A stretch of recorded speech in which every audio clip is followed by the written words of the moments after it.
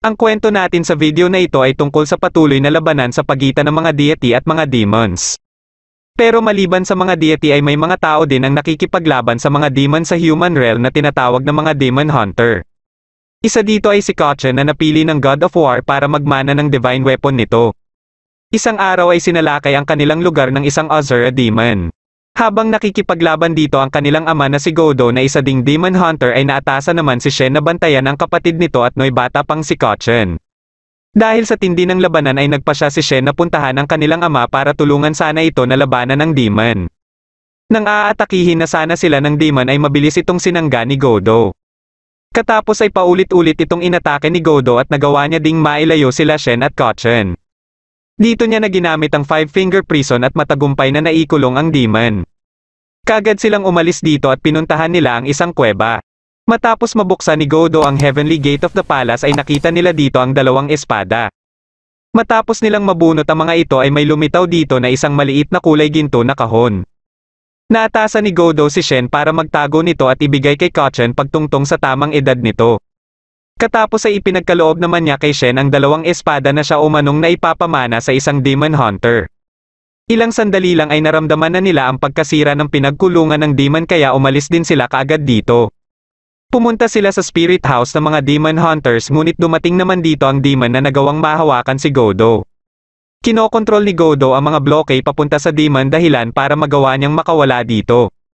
Katapos ay dito niya na ito ikinulong at inihulog sa lava.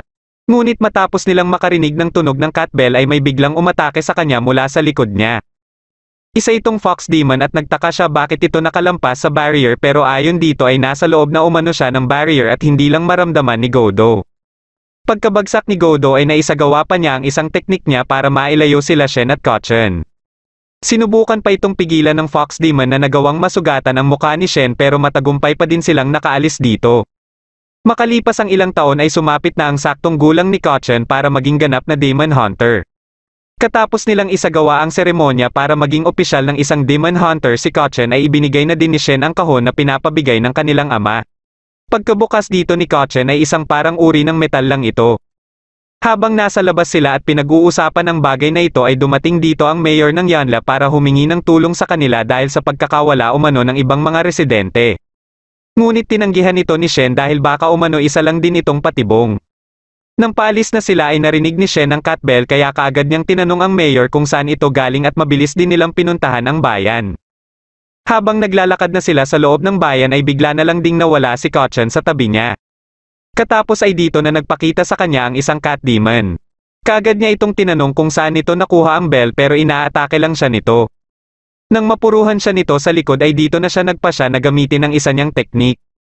Dahil dito ay napuruhan din niya ito at kaagad na bumagsak. Kasalukuyan na din palang inaatake ng isa pang cat demon si Kachan. Pinulot ni Kachan ang isang kahoy para gawin nitong sandata habang si Shen naman ay nasa di kalayuan lang at pinapanood silang dalawa. Naging maganda naman ang ipinakita ni Kachan sa labanan kaya nagagawa niya ding mapuruhan ang demon. Dahil dito ay nagalit na ang demon at paulit-ulit siyang inatake na hindi niya masangga dahil sa bilis nito. Dito na nagliwanag ang bagay na ibinigay sa kanya ng kanilang ama at matapos niya itong hawakan ay bigla itong lumaki. Katapos niya itong may hagis sa demon ay naramdaman ito ng ibang deity at ng fox demon na naghihintay sa pagkagising ng sandata na ito. Nagulat dito si Shen ngunit nawala naman ng malay si Kachan at hindi na gumalaw pa. Dahil buhay pa din ang kalaban ay sinubukan nito kaagad na tanggalin sana ang sandata ni Kachan sa katawan nito. Ngunit nilapitan siya ni Shen at tinanong din tungkol sa bell.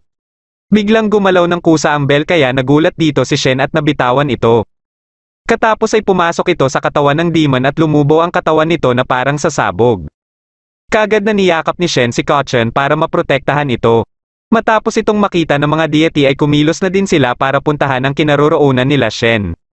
Makalipas ang ilang oras ay nagkamalay na din si Kachan at pinakuha sa kanya ni Shen ang kanyang sandata.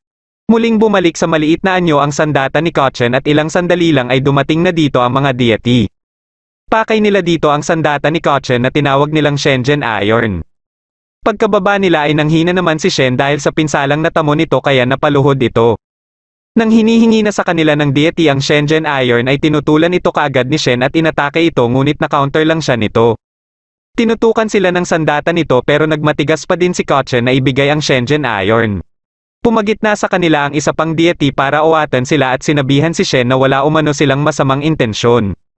Katapos ay inilabas nito ang isang device at ginamit ito para pagalingin ang sugat ni Shen. Inaangkin ng mga ito ang sandata na hawak ni Kochen at maliban sa nalaman na nila Shen ang tawag dito ay nalaman din nila kung sino ang totoong may-ari nito.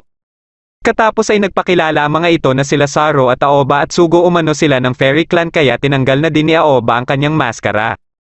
Ayon kay Saro na matapos masawi ng God of War daang taon na ang nakakaraan ay kasabay din nitong naglaho ang Shenzhen Iron. Kailangan umano nilang hanapin ang nagkalat na 72 fragments ng deity na ito para muli itong maibalik.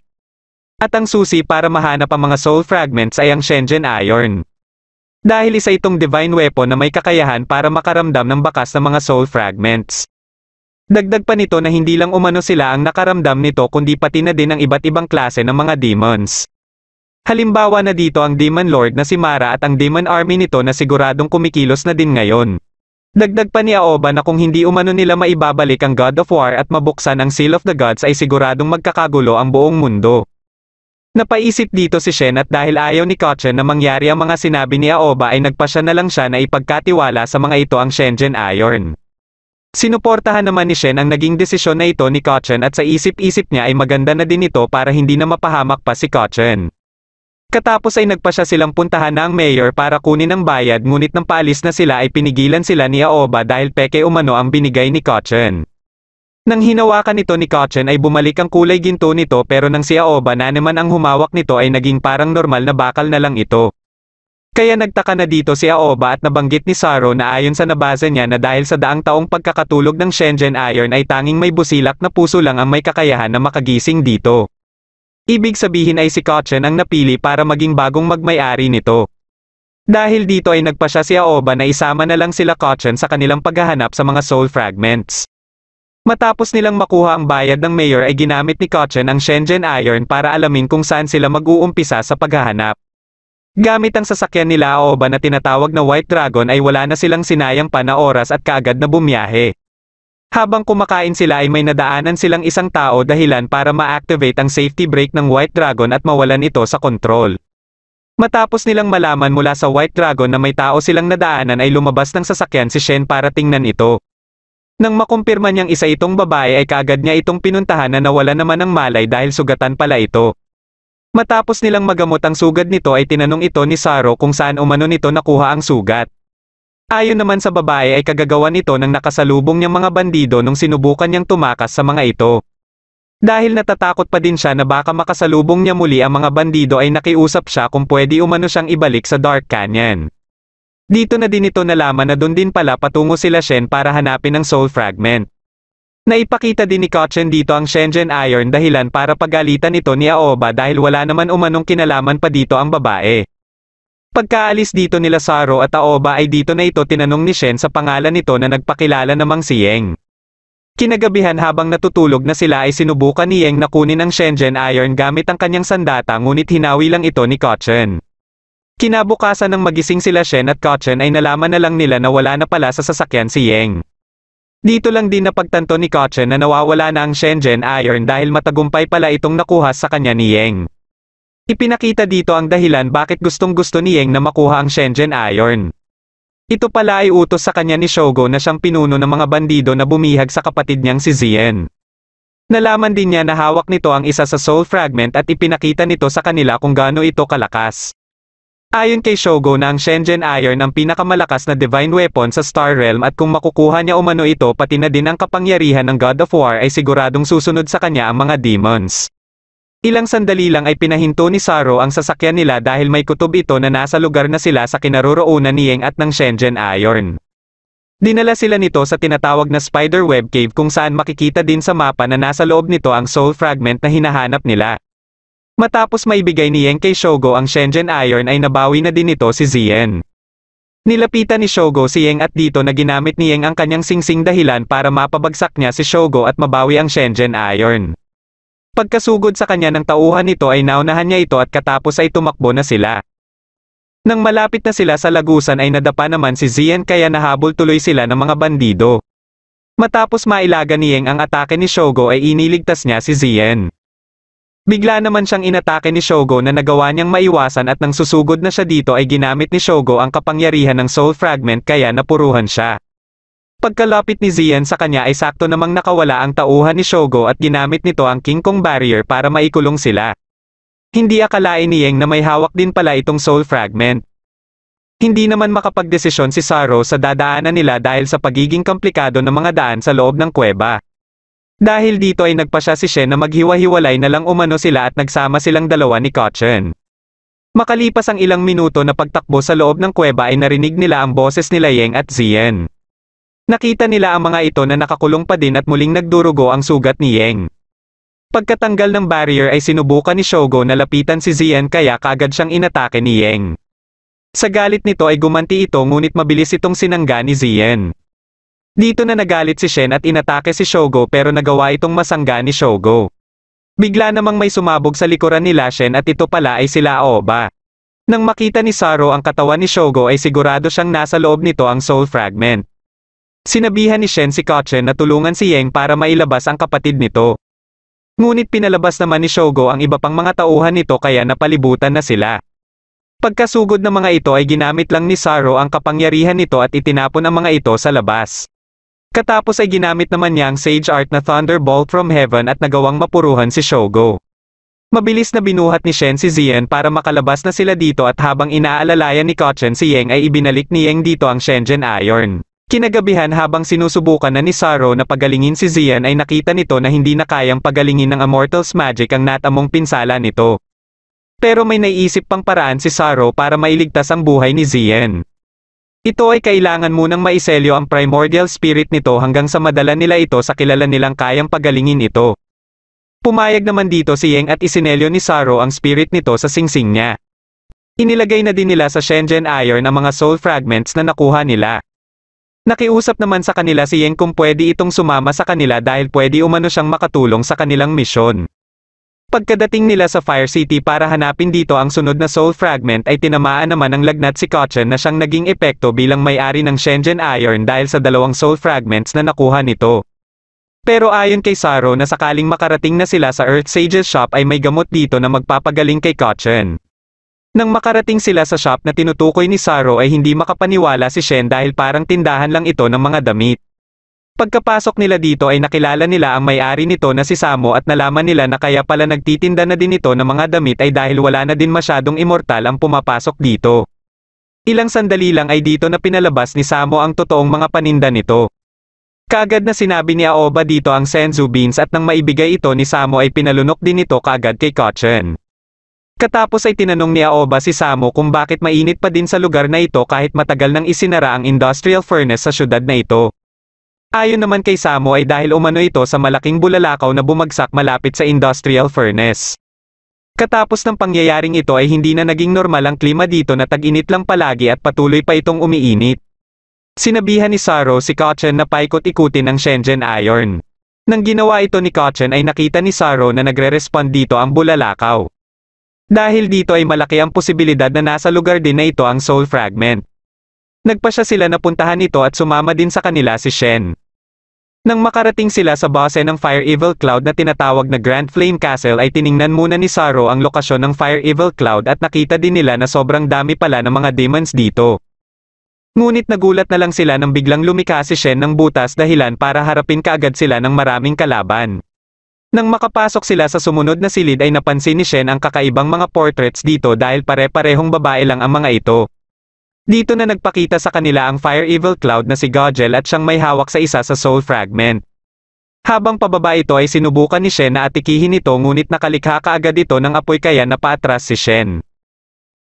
Ipinakita dito ang araw ng unang pagkikita nila Gogel at asawa nitong si Haneko. Ito ay nung sinubukan ni Haneko na pigilan ang mandurukot at nang sasaktan na siya nito ay iniligtas siya ni Gogel. Ilang buwan matapos ang kanilang kasal ay nagsimula namang salakayin ng Demon Army ang Fairy Realm. Isang araw nang bumagsak sa kanilang syudad ang mga bulalakaw ay nasilayan pa ni Gogel ang pagbagsak ng pinakamalaking bulalakaw sa gusali na kinaroroonan ni Haneko. Pagkaatake sa kanya ni Aoba ay mabilis lang niya itong nasangga. Dito na nagsimula ang kanilang labanan at nalaman din nila Aoba na kaya pala matindi ang galit ni Gogel sa mga deity ay ito ang kanyang sinisisi sa pagkasawi ni Haneko. Habang inaatake sila nito ay nahulog malapit sa kanila ang Shenzhen Iron dahilan para ma-activate ang King Kong Barrier at nagulat sila nang makita si Kochen. Dito na naikwento ni Saro ang araw nang sinubukan ng Demon Lord na bagsakan ng bulalakaw ang Immortal Palace. Gamit ang nilikhang barrier mula sa kapangyarihan ng mga deity ay naiba ang trajectory nito dahilan para bumagsak ito sa lower realm. Gusto ni Gojel na iligpit si Aoba at nang inatake niya ito ay kaagad na ginamit ni Kochen ang King Kong Barrier kaya nailigtas niya si Aoba.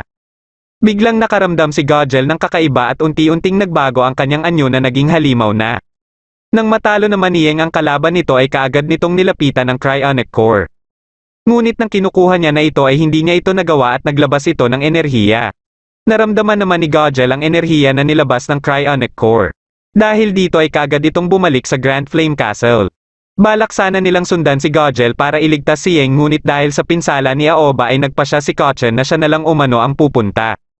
Dahil dito ay ginamit ni Saro ang kapangyarihan nito para ipadala si Kochen sa kinaroroonan ni Yeng. May pumasok naman sa silid na kinaroroonan ni Yeng kaya mabilis siyang nagtago. Kinuha nito ang Cryonic Core ngunit ilang sandali lang ay dumating na din dito si Gojel. Kagad itong inatake ni Gojel at naglaban silang dalawa. Nagulat na lang si Gojel nang magbago ang hitsura ng kalaban niya at sa isang suntok lang nito sa kanya ay tumilapon siya sa sobrang lakas nito. Katapos ay sinundan pa ito ng isa pang atake dahilan para bumalik na siya sa anyong tao niya. Lumabas na din mula sa kanyang katawan ang soul fragment kaya nakuha din ito ng kalaban. Habang abala ito sa nagbabagsakan ng mga bulalakaw ay biglang inatake ni Kochen ang pinaglagyan nito ng Cryonic Core at ng soul fragment. Nahigop ng Shenzhen Iron ng soul fragment kaya inatake si Kochen ng kalaban at buti na lang ay mabilis itong nailigtas ni Yeng. Dahil hindi mabitawan ng kalaban ang Shenzhen Iron ay pinutol na lang nito ang kanyang braso at nagpa siya na umatras muna. Problema naman ngayon nila Kochen ang mga papalapit na mga bulalakaw. Biglang nagsalita si Gojel at sinabihan sila na kailangan umanong basagan ng Cryonic Core para mapahinto ang mga bulalakaw. Hindi na dito nagdalawang isip pa si Kochen at matapos nitong makuha ang Shenzhen Iron ay kaagad nitong binasag ang Cryonic Core. Dahil dito ay naglaho bigla ang mga bulalakaw at nailigtas nila ang buong syudad. Nagpatuloy sila Kochen sa susunod na kinaroroonan ng Soul Fragment. Habang nasa daan sila ay napansin ni Kochen na parang may bumabagabag kay Saro. Nang makarating sila sa bayan ng Yongha ay nagkaproblema naman ang White Dragon. Pagkalabas ni Saro para tingnan ang problema nito ay napansin na din nila Yeng at Shen ang kakaibang kinikilos nito. Sinubukan nila Shen na samahan si Saro sa malapit na minahan para kumuha ng materyales na kakailanganin nito pero hindi sila pinasama nito dahil makakaabala lang umano sila. Nang makarating si Saro sa pupuntahan niya ay naalala niya ang araw nang may gawin silang misyon kasama ang kanyang grupo sa bayan na ito. Pinasok nila ang isang minahan at nagulat sila sa kanilang nakita dito na parang may matinding labanan na naganap dito. Katapos ay nakita nila ang malaking butas sa gitna at dahil misyon nila dito ay malaman kung ano ang nangyari sa minahan na ito ay pumasok silang lahat dito. Nakita nila dito ang parang mga zombie na kahit anong gawin nila sa mga ito ay hindi ito namamatay. May hinala si Saro na ito siguro ang mga nawawalang mga menero. Dahil padami na ng padami lang ang mga ito ay pinasabugan na nila ito. Nakagat naman ng mga ito ang paa ng isa nilang kasamahan na si Blackhead. Pagkaalis nila dito ay hindi nila alam na may nabuo palang magic circle mula sa dugo ni Blackhead. Nakapagtago sila sa isang silid kung saan may mga kagamitan dito na pwede nilang gamitin para makontak ang headquarters at mag-request ng backup. Inatasan ni Shen si Afu para gumawa nito at makalipas ang ilang minuto ay natapos na ito ni Afu. Ngunit may bigla namang umatake mula sa likod nito na kagagawan pala ng isang corpse ripang beast dahilan para ikasawi ito ni Afu. Kasalukuyan namang ikinikwento ni Aoba ang pangyayaring ito kina Kochen. Habang nangunguha si Saro ng materyales ay nagulat siya nang makita ang magic circle. Ito pala ay isang sacrificial formation na nagbubukas ng daanan sa Demon's Realm. Dito niya na naisip na posibleng sila ang naging sakripisyo sa formation na ito dahilan para mapaluhod siya. Pagkabangon niya ay lumitaw sa harapan niya ang corpse ripang beast at pagkaatake nito sa kanya ay muli niyang naalala ang mga oras nung nilabanan nila ito. Matapos matanggal ng halimaw ang lahat na nilikha niyang harang ay sinubukan niyang labanan ito muli ngunit hindi umuubra dito ang kanyang mga atake hanggang sa bumagsak na lang siya sa sobrang panghihina. Bumangon naman si Gio at isinakripisyo ang sarili nito para mailigtas siya. Katapos ay nagising siya kaharap sila Afu kaya humingi siya kaagad ng tawad sa mga ito dahil nabigo siya na protektahan ang mga ito bilang pinuno nila. Nang kinausap na siya ni Gio ay ipinaalala nito sa kanya na hindi pa umano siya dapat naririto dahil may misyon pa siya na dapat tapusin. Kailangan pa umano niyang alamin ang katotohanan sa likod ng sacrificial formation. Nang magising siya muli ay nasa harapan niya na si Kachen at natunton pala ng mga ito ang kinaroroonan niya dahil sa White Dragon. Kasalukuyan na nilalabanan nila Aoba ang halimaw at kahit pinagtutulungan nila ito ay hindi man lang nila ito magawang masaktan. Inatasan ni Saro si Kachen na gamitin ang King Kong Barrier para protektahan ang iba. Nang sinisimulan na nito ang binabalak nito ay mabilis na ginamit ni Kachen ang King Kong Barrier at nagulat na lang si Saro na kasama din siya dito. Katapos ay ginamit ni Kachen ang isa sa kapangyarihan ng Shenzhen Iron at sa sobrang lakas nito ay nabutas nito ang kuweba dahilan para maarawan ang halimaw at unti-unti itong maging abo. Bago sila umalis sa lugar na ito ay nangako si Saro sa dati niyang mga kasamahan na aalamin niya ang nasa likod ng sacrificial formation. Katapos ay nagpatuloy na sila papunta ng Divine River. Makalipas ang ilang oras ng kanilang biyahe ay narating na din nila sa wakas ang Divine River. Dahil sa ganda nito ay namangha sila Kachen dito. Dito lang din nila nalaman na hindi lang pala ito nakapagpapagaling ng sugat at mga karamdaman dahil ayon kay Saro ay may mga tao na nagpupunta dito para humiling at magdasal sa kung ano ang ninanais nila. Kaya madaming tao ang gustong manirahan malapit dito at ito ang dahilan bakit nabuo ang Sandtown. Pero ayon kay Aoba na matapos ang nangyari sa minahan ay tinanggal na ng Fairy Realm ang garrison unit na nakatalaga dito kaya may mga demons na din ang malayang nakakapunta dito. Nang maligo na si Shen sa ilog ay napansin kaagad ni Kachen ang paghilom ng kanyang mga sugat. Ilang sandali lang ay napansin nila ang isang lalaki sa di kalayuan na si Volg. Pinakuha ni Shen kay Kachen ang mga gamit niya at nilapitan niya si Volg. Nang tinanong niya ito ay hindi muna siya sinagot nito. Pagkadating dito ni Kachen ay inakala nila na may hinihiling din si Volg sa Divine River kaya dito na ito sumagot sa kanila. Napansin ni Volg ang double sword ni Shen at naalala nito ang araw nang nilabanan niya ang dating may-ari ng double sword na si Chitian na kung saan ay natalo siya nito. Pero hindi naman kilala nila Shen at Kachen ang taong binabanggit niya kaya inakala ng mga ito na nagkakamali lang siya. Kaya sinabi ni Volg na hindi siya pwedeng magkamali dahil ang double sword na hawak ni Shen ang may kagagawan ng peklat sa mukha niya. Dagdag pa nito na tanging pinakamalakas na Demon Hunter lang ang may karapatan na humawak ng double sword at kung hindi pala umano kamag-anak ni Shen si Chitian ay hindi siya nararapat na humawak dito. Para maipakita ni Shen kay Volg na karapat-dapat siya na humawak ng double sword ay nagpasya siya na labanan ito. Sinubukan silang pigilan ni Kachen at dito na din dumating sila Aoba. Kinausap ni Aoba si Volg at sinusubukan itong paalisin ngunit bigla siyang inatake nito na ikinagulat niya. Dito na din nakialam si Yang at tinawag si Volg na Impermanent Ghost. Nakilala pala ito ni Yang dahil hawak-hawak nito ang Dark Bone Sword. Katapos ay iminungkahi niya dito na bigyan muna ng oras si Shen na magpagaling bago umano sila maglaban dahil hindi magiging patas ang kanilang labanan. Pumayag naman dito si Volg at binigyan si Shen ng 12 oras para magpagaling.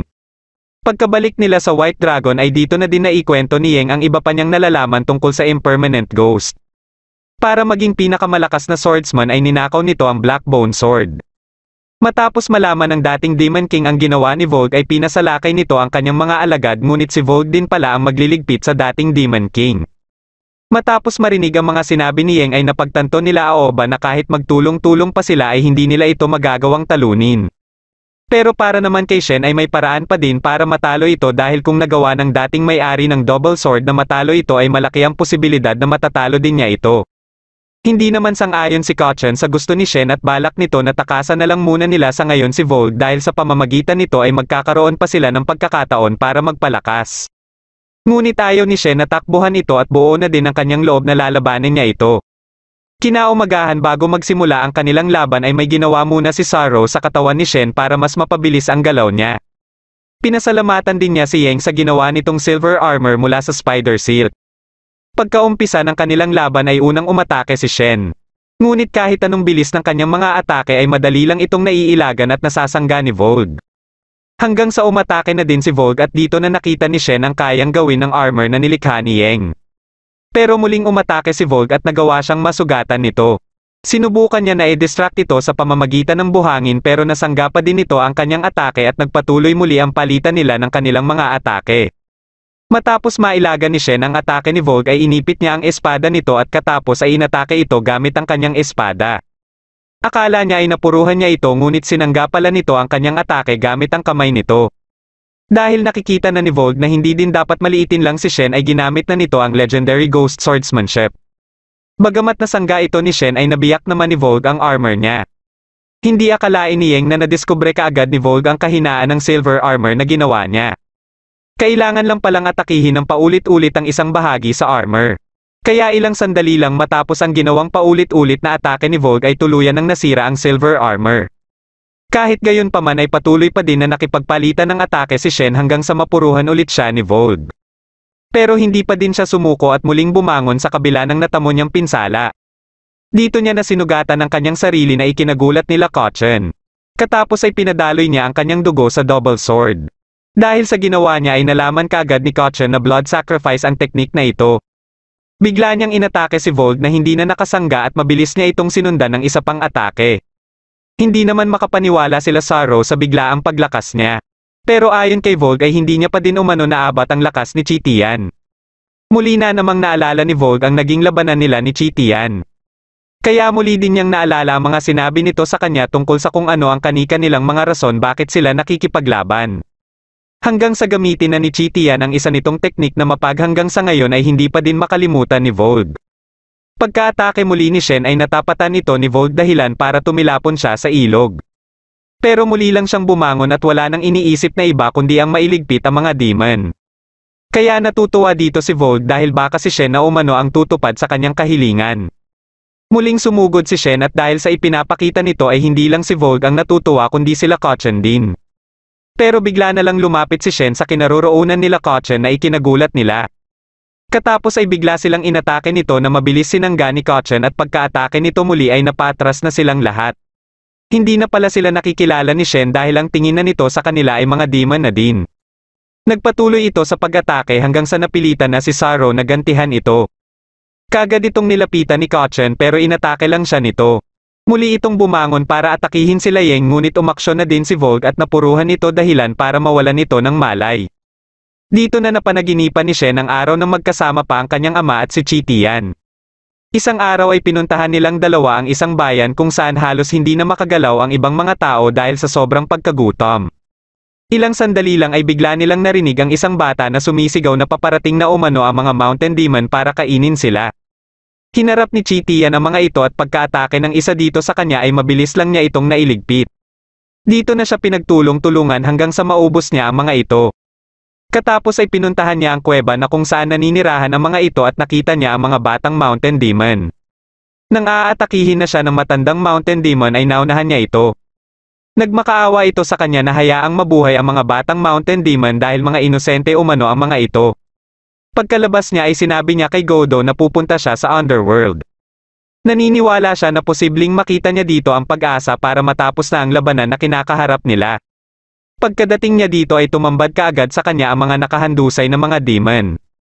Kagagawan pala ito ni Vogue at nang magkaharap sila ay naramdaman kaagad ni Vogue ang hindi mabilang na mga kaluluwa ng mga demon sa double sword.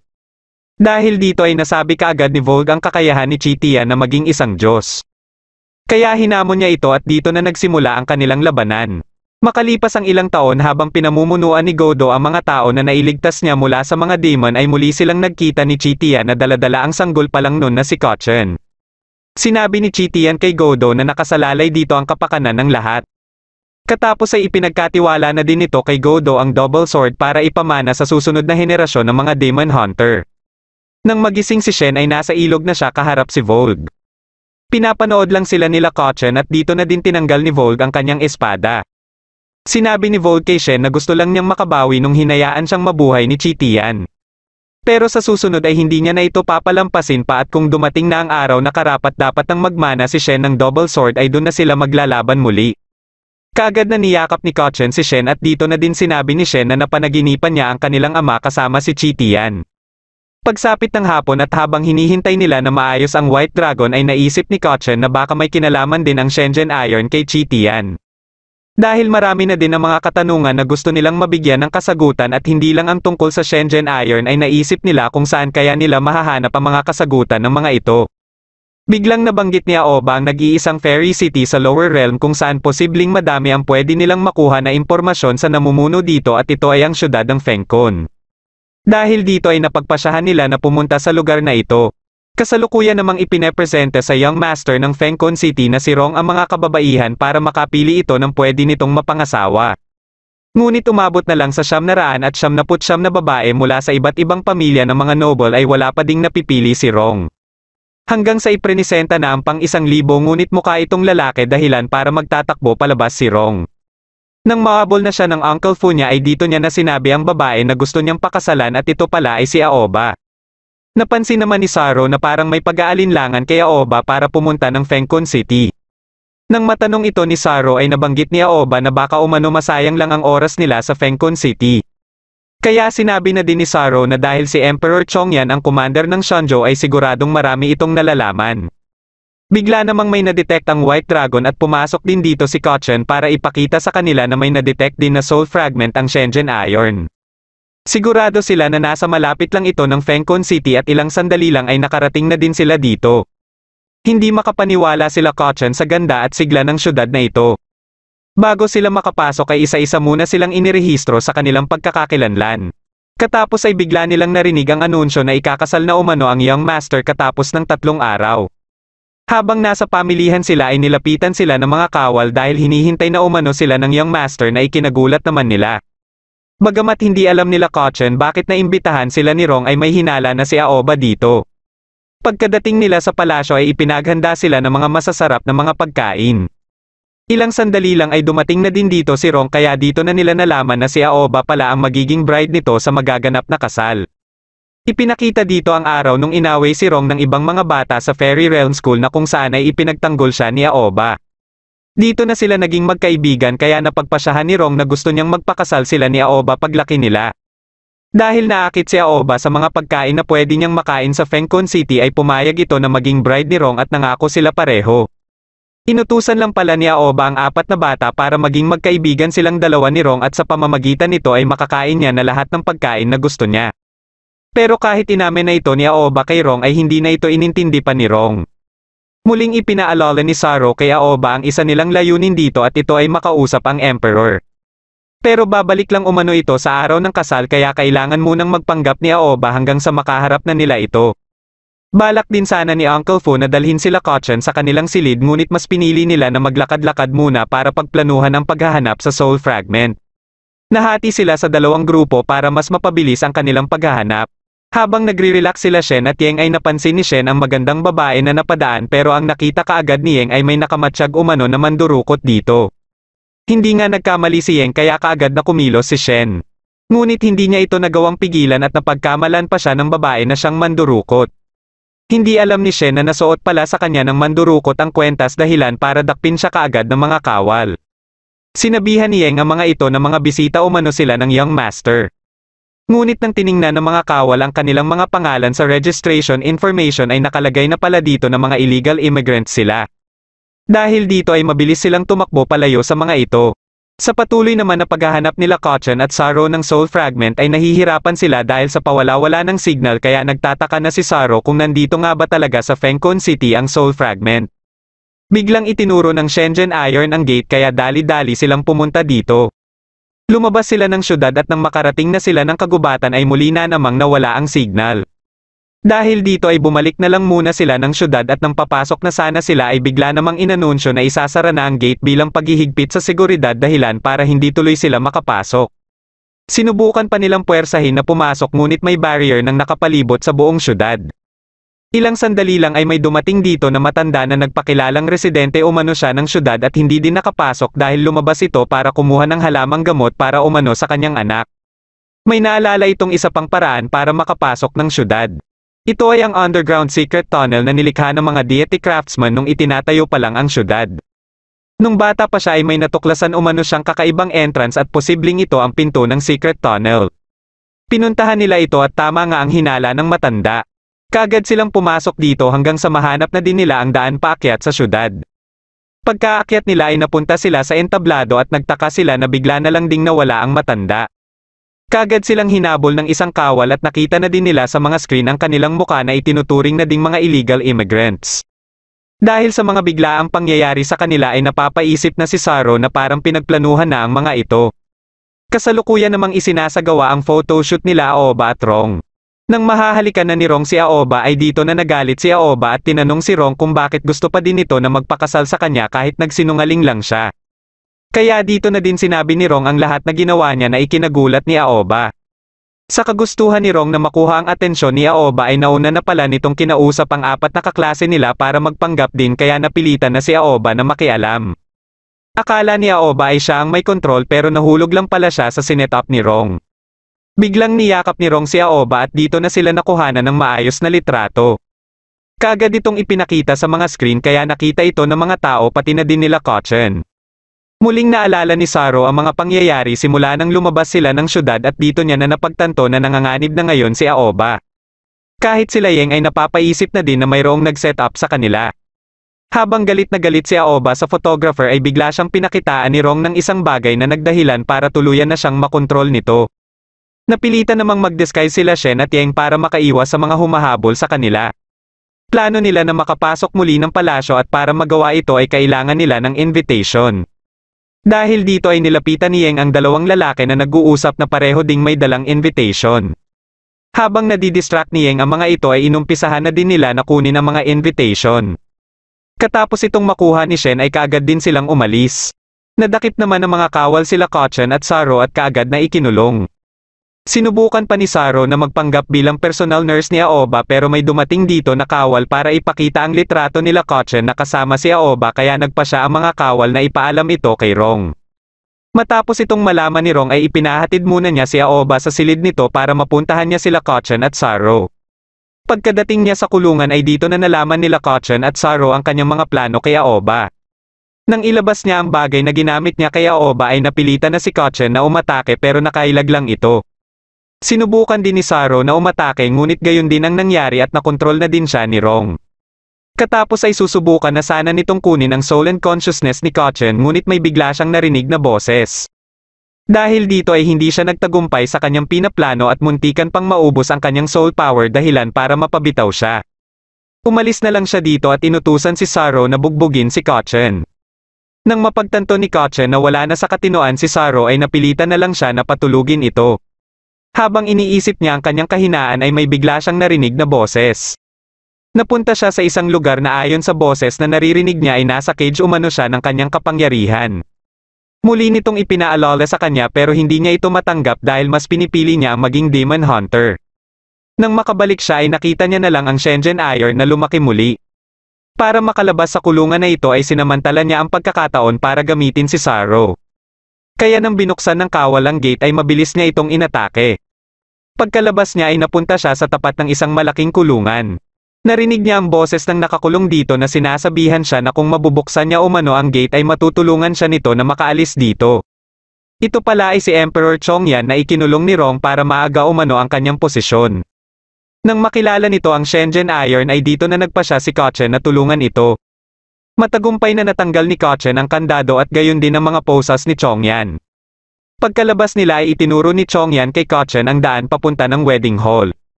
Ngunit ilang sandali lang ay nakita kaagad si Kochen ng mga kawal at gayon din si Chongyan. Bigla namang may nagpausok dito na kagagawan pala nila Shen at Yeng kaya napatulog nila kaagad ang mga kawal. Nang maipakilala ni Kochen si Chongyan kina Shen ay dito na din nila nalaman ang mga ginawa ni Rong. Nalaman din nila ang kasalukuyang kalagayan ni Saro at naisip nila na posibleng ito din ang ginawa ni Rong kay Aoba kaya napapayag nito si Aoba na magpakasal. Dito na sinabi ni Chongyan na ang bagay pala na ginagamit ni Rong pang mind control ay ang isa sa soul fragment. Sinubukan naman ni Shen na ipakita kay Chongyan ang double sword at nang makilala ito ni Chongyan ay nakumpirma na ni Shen na ito nga ang emperor na hinahanap nila. Balak nila ngayon na mailigtas muna sila Aoba at Saro at para hindi din mapaghinalaan sila Kochen ay nag-disguise na din sila. Pagkadating nila sa wedding hall ay nakita din nila kaagad si Saro. Para mapahinto ang kasal ay sinabihan ni Chongyan si Shen na tutulan ang kasal at hamunin si Rong sa duelo dahil bilang tradisyon ng syudad ay hindi ito makakatanggi. Dagdag pa nito nahahanap din siya ng pagkakataon para mailantad ang kanyang sarili at mailigtas sila Aoba at Saro. Ilang sandali lang ay lumabas na sila Aoba at Rong at sinimula na ang seremonya. Nang si Aoba na ang tinatanong ay dito na nagsalita si Shen ng kanyang pagtutol sa kasal. At katulad ng sabi ni Chongyan ay kaagad na ginanap din ang kanilang duelo. Pagkadating nila sa paggaganapan ng duelo ay dito na sinabihan ni Chongyan si Kochen na lalapitan na nila sila Aoba. Pagkaumpisa ng duelo ay kumilos na si Yang para puntahan si Saro. Sinubukan niya itong gisingin ngunit kahit anong gawin niya ay hindi ito umuobra. Hanggang sa mapansin na sila ni Rong at dito na nito pinagalaw si Saro para gantihan si Yang. Dahil nadidistract si Rong sa nangyayari sa taas ay nagawa ni Shen na masugatan siya. Hindi siya makapaniwala sa lakas na ipinapakita ni Shen kahit isa lang itong mortal. Dito na siya nagpasya na gamitin ang Ice Soul Dragon Spear. Gamit ito ay nagagawa din niyang masugatan na si Shen na kaagad ding nagyayelo. Nakarating naman na sila Kochen sa kinaroroonan nila Aoba. Muling bumangon si Shen at nagpatuloy ang palitan ng kanilang mga atake. Hanggang sa mapuruhan na naman si Shen at mapabagsak muli. Pero muli lang din itong bumangon at mabilis na inatake si Rong. Sa pagkakataon na ito ay puro malalakas na atake na ang kanilang pinapakawalan sa isa't isa. Hanggang sa pareho silang nagbitaw ng napakalakas nilang atake. Katapos nito ay dito na nagsalita si Kochen para ipaalam sa lahat ang totoo tungkol kay Emperor Chongyan at papano umano inagaw ni Rong ang posisyon nito. Hindi makapaniwala si Rong na nakalabas ng kulungan ang kanyang ama. Nang magpakita na si Chongyan ay iniutos kaagad nito sa mga kawal na dakpin si Rong. Pero ayon kay Rong na hindi umano ito totoo dahil nakokontrol lang ng demon ang kanyang ama. Nang susubukan na ng mga kawal na dakpin siya ay nagpasya na lang siya na gamitin ang napakalakas na kapangyarihan ng kanyang sandata dahilan para magyelo ang buong paligid at madamay ang lahat na nandito. Pero hindi niya akalain na nagawa itong masangga ni Shen. Pagkabangon ni Shen ay bigla itong umatake na ginantihan din kaagad ni Rong. Pilit na ipinapaliwanag ni Rong na nalinlang lang umano si Kochen ng demon na kumokontrol sa kanyang ama ngunit hindi dito naniniwala si Shen. Pagkabangon ni Chongyan ay dito na lumabas sa katawan nito ang demon na ang Fox Demon pala na pumaslang sa ama ni Shen.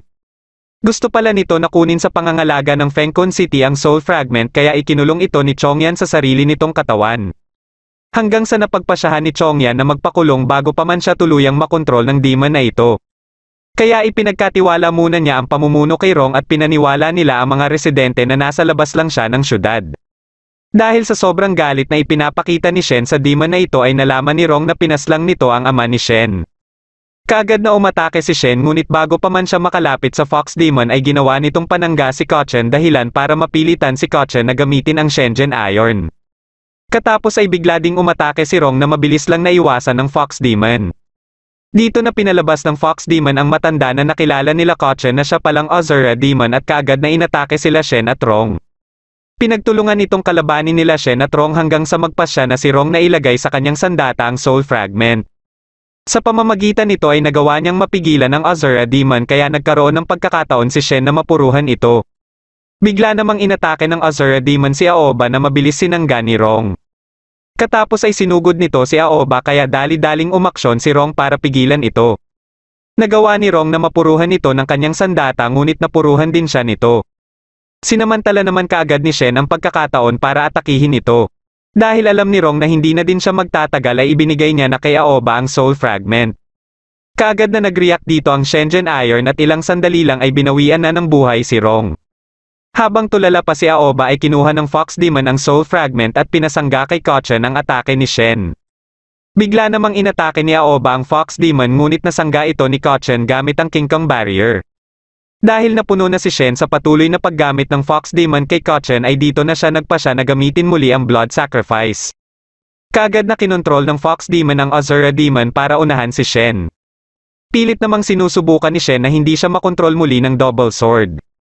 Kaya nang malaman ito ng Fox Demon ay muli nitong ipinaalala kay Shen ang mga oras nung pinaslang niya si Godo.